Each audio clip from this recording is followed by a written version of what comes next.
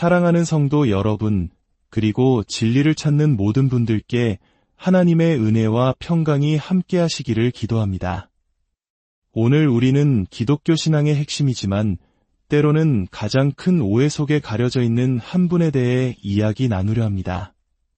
바로 성령님이십니다.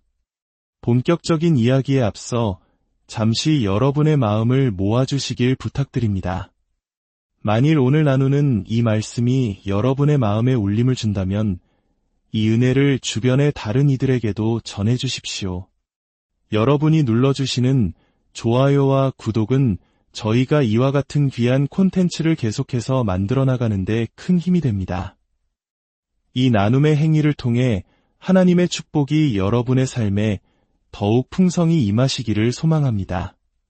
자, 이제 성령님에 대한 우리의 이해를 가로막는 몇 가지 흔한 오해들부터 살펴보겠습니다.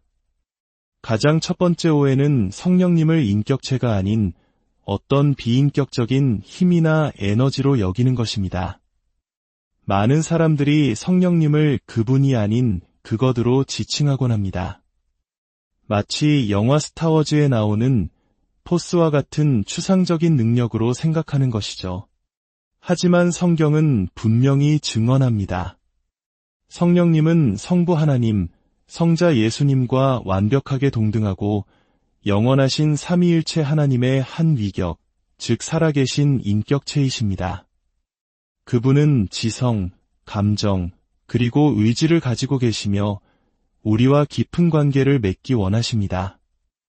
두 번째 오해는 성령님의 사역이 오순절에 이르러서야 비로소 시작되었다고 생각하는 것입니다. 마치 신약시대에 갑자기 등장한 분처럼 여기는 것이죠. 그러나 성경의 첫 장, 창세기 한 장을 펼쳐보면 우리는 하나님의 영은 수면 위에 운행하시니라는 말씀을 발견하게 됩니다. 성령님은 세상이 창조되던 그 태초의 순간부터 이미 일하고 계셨습니다. 또한 예수님께서 요단강에서 세례를 받으실 때 비둘기 같은 형태로 그 위에 임하셨던 분도 바로 성령님이셨습니다. 성령님은 구약과 신약을 관통하며 하나님의 구원 역사 속에서 단 한순간도 빠짐없이 함께 오셨습니다. 이러한 오해들은 우리를 두 가지 위험한 극단으로 이끌곤 합니다. 첫 번째 극단은 성령님을 완전히 무시하고 외면하는 태도입니다. 많은 그리스도인들이 성령님의 존재를 이론적으로는 인정하지만 실제 삶 속에서는 그분의 능력과 인도하심 없이 마치 우리 곁에 늘 흐르는 공기의 소중함을 잊고 살아가듯 신앙생활을 합니다. 반면 두 번째 극단은 성령님께 지나치게 집착하고 그분의 역할을 왜곡하는 것입니다. 어떤 이들은 성령님을 성부 하나님이나 성자 예수님보다 더 높은 자리에 두려는 경향을 보입니다. 그러나 이는 성령님께서 성경 속에서 스스로 취하신 역할과 전혀 다릅니다. 성령님의 역할은 마치 세례 요한과 같습니다. 세례 요한은 자신을 드러내지 않았습니다. 그의 사명은 오직 하나, 보라, 세상 죄를 지고 가는 하나님의 어린 양이로다 라고 외치며 모든 시선을 예수님께로 향하게 하는 것이었습니다. 이처럼 성령님께서는 자신을 드러내기보다 우리 안에서 예수 그리스도를 증언하고 그분을 영화롭게 하는 일을 하십니다. 성부 하나님께서 구원을 계획하시고 성자 예수님께서 십자가에서 그 구원을 성취하셨다면 성령님께서는 그 구원이 오늘 우리 각자의 삶에 적용되도록 겸손히 일하시는 분입니다. 그렇다면 성령님은 우리 삶 속에서 구체적으로 어떻게 역사하실까요? 많은 이들이 성령으로 충만하게 하소서라고 기도합니다. 이 기도는 어떻게 이루어지는 것일까요? 어떤 이들은 성령 충만을 마치 신앙생활의 업그레이드나 추가 옵션처럼 생각합니다. 하지만 이것 또한 큰 오해입니다. 성경은 분명히 말합니다. 누구든지 그리스도의 영이 없으면 그리스도의 사람이 아니라고 말입니다. 즉, 성령님은 신앙의 부속품이 아니라 우리가 그리스도인으로 살아갈 수 있게 하는 생명 그 자체입니다. 신학자들은 종종 단 한 번의 성령 세례와 여러 번의 성령 충만에 대해 이야기합니다.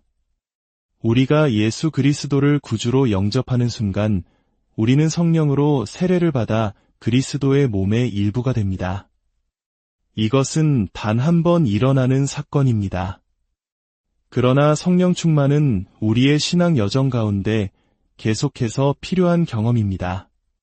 특별한 사명을 감당해야 할 때, 어려운 시험을 통과해야 할 때, 혹은 하나님의 말씀을 선포해야 할 때, 우리는 사도행전의 제자들처럼 거듭해서 성령의 충만함을 구해야 합니다.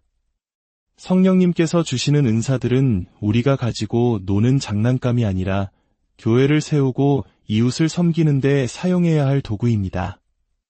성령님의 역사는 결코 우리를 신비주의적인 경험에만 머물게 하지 않습니다. 오히려 그분의 가장 중요한 사역은 우리를 예수님께로 더 가까이 이끄는 것입니다. 예수님께서는 내가 떠나가는 것이 너희에게 유익이라. 내가 떠나가지 아니하면 보혜사가 너희에게로 오시지 아니할 것이요 라고 말씀하셨습니다. 육신을 입고 이 땅에 계셨던 예수님은 한 번에 한 장소에만 계실 수 있었습니다. 그러나 이제 그분의 영이신 성령님께서 오심으로 예수님은 시간과 공간을 초월하여 모든 믿는 자의 마음속에 거하실 수 있게 되었습니다. 성령님의 임재는 때로 자애로운 할아버지가 사랑하는 손주를 따뜻하게 안아주는 것과 같습니다. 그 포옹이 손주라는 사실을 바꾸지는 않지만 그 순간 아이는 할아버지의 사랑을 온몸으로 느끼며 깊은 안정감과 위로를 얻게 됩니다. 마찬가지로 우리가 인생의 여정에서 지치고 불안할 때 혹은 실패하여 좌절했을 때 성령님께서는 우리를 찾아오셔서 하나님의 사랑을 우리 마음에 부어주시고 우리가 여전히 하나님의 소중한 자녀임을 확신시켜 주십니다. 그분은 우리를 위한 따뜻한 위로의 포옹과도 같습니다. 여기서 우리가 반드시 기억해야 할 중요한 원칙이 있습니다. 성령님의 역사는 결코 하나님의 말씀인 성경과 분리되지 않는다는 것입니다. 어떤 사람들은 자신의 주관적인 느낌이나 경험을 성령의 음성이라고 주장하지만 성령님은 언제나 기록된 말씀을 통해 우리를 진리 가운데로 인도하십니다. 그러므로 우리가 더 성령 충만한 삶을 살기 원한다면 우리는 반드시 하나님의 말씀을 더 깊이 묵상하고 그 말씀에 순종해야 합니다.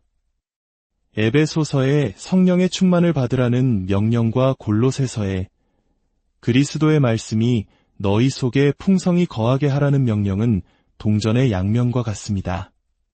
하나님의 말씀이 우리 안에 풍성히 거할 때 우리는 성령으로 충만하게 되고 성령으로 충만할 때 우리는 하나님의 말씀을 더 깊이 깨닫고 순종할 힘을 얻게 됩니다. 말씀의 역사와 성령의 역사는 이처럼 아름답게 하나로 어우러집니다.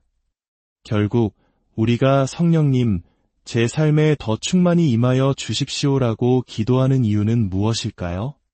그것은 단순히 신비한 능력을 얻기 위함이 아닙니다. 더 예수님을 사랑하기 위함입니다. 하나님께 더 유용하게 쓰임받기 위함입니다. 그리고 우리 삶 속에서 사랑과 희락, 화평과 오래 참음과 같은 아름다운 성령의 열매를 맺기 위함입니다. 하나님께서 우리 각자를 향한 궁극적인 목표는 단 하나입니다. 바로 우리를 그 아들, 예수 그리스도의 형상을 본받게 하는 것입니다. 그리고 위대한 일을 이루어 가시는 분이 바로 우리 안에 내주하시는 성령님이십니다. 오늘 이 말씀을 듣는 모든 분들의 삶에 인격적으로 찾아오셔서 우리를 위로하시고 진리의 말씀으로 우리를 인도하시며 궁극적으로 우리를 예수 그리스도의 모습으로 빚어가시는 성령님의 놀라운 은혜가 가득하기를 기도합니다. 여러분의 모든 걸음 가운데 하나님의 깊은 평강이 함께하시기를 축복합니다.